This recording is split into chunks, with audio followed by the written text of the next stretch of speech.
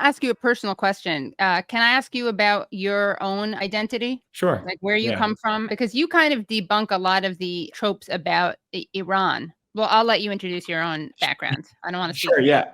I am a Jewish Iranian American. I grew up in South Florida, went to Jewish day school. I played in the Maccabiah games in Israel. And I speak Hebrew. I have a lot of family who went to Israel just before the revolution in Iran. My family left Iran to come to the United States and to Israel. Iran was home to the second largest Jewish population in the region.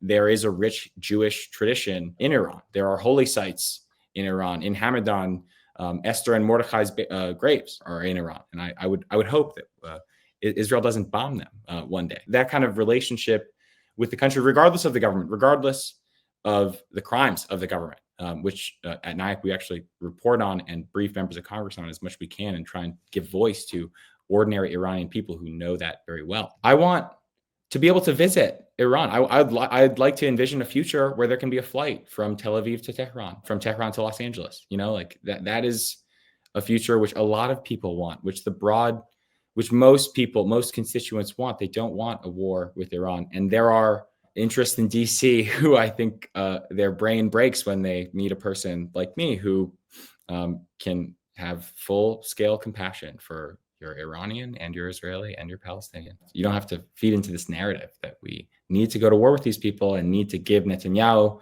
what he's wanted, since his clean break strategy. This is the last piece of the puzzle. And I think young people, Jewish Americans, Jewish Iranian Americans don't want this. Brad, I think that you have some stuff that you want to say, right? Just to remind people, I forget what year this was. This was at least going on like 20 years ago, I believe. There was John McCain. Let me just share this with you. He was giving a speech, and he said this was a joke to him. He thought this was funny.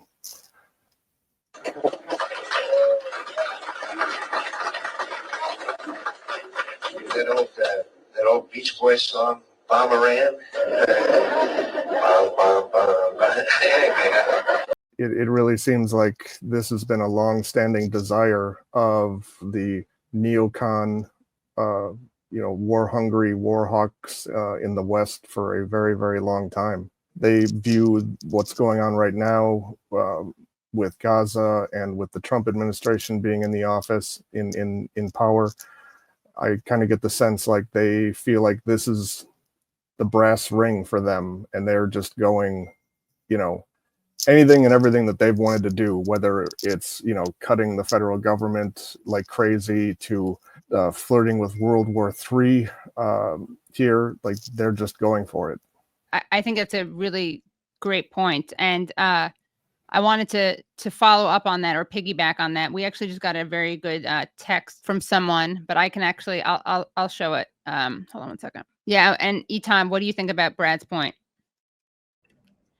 Yeah, I mean, I think it's been a long-standing tradition to just dehumanize Iranians and try and set the table of this as a reasonable proposition, when I think all experts, intelligence experts, admit that an initial strike backed by the Israelis, the likes that have been proposed, would not eliminate the nuclear program. It would likely only provoke a larger conflict that may bring in U.S. bases in the region.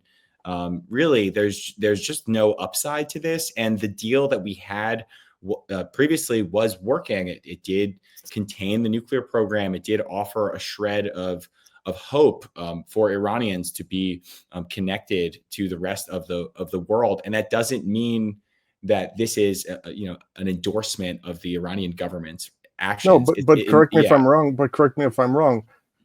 Iran followed that nuclear deal to the letter. It was checked time and time and time again. It's not debatable. They followed it to the letter, and I believe Trump was the one who ripped it up. Yeah, completely. The trust deficit is with the Americans, definitely right now. And the Iranians can largely be considered rational actors when you look at that in the context of Israeli, regional aggressions, bombing in Yemen, bombing the Iranian embassy in Syria, and bombing what was the murder of on correct me again, Pezeshkian's Soleimani, inauguration. Yeah.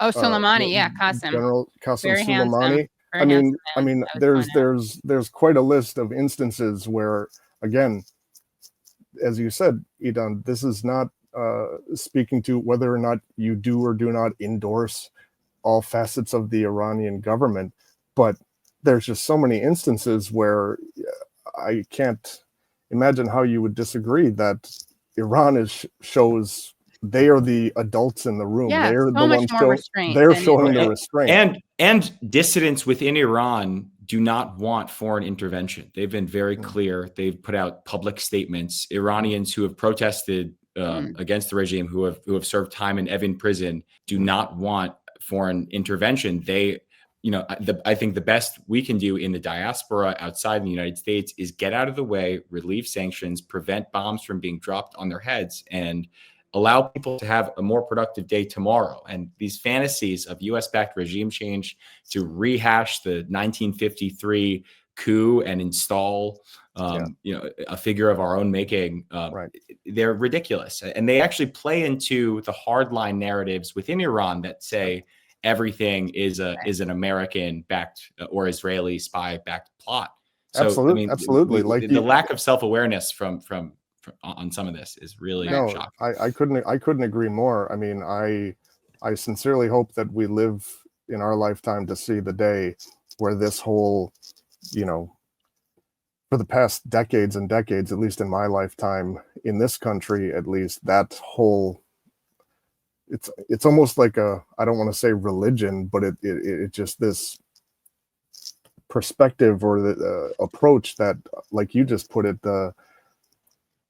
we can do whatever we want and we'll just overthrow and put, whoever we want in there. And time after time after time, it ends horribly. That this seems to, what I would hope would be kind of like be the final, desperate clawing of that ideology in the West. Like, again, this is like their last really good window with who's in power, etc. I just can't, it can't go away fast enough for me. From your lips to God's ears, the God who I don't believe in. But well, Brian has a relevant question. Why should the US be able to tell any other nation whether they can have nuclear weapons? And Brad, if you want to join in on the conversation, you're going to have to switch your audio. Your input is going to have to be taken off of the headphones because. Okay, see you later. All right. Bye. That's an ironic thing because he tells that to all the guests, but it's like Dr. Heal Thyself. To be fair, I didn't give him a lot of prep time.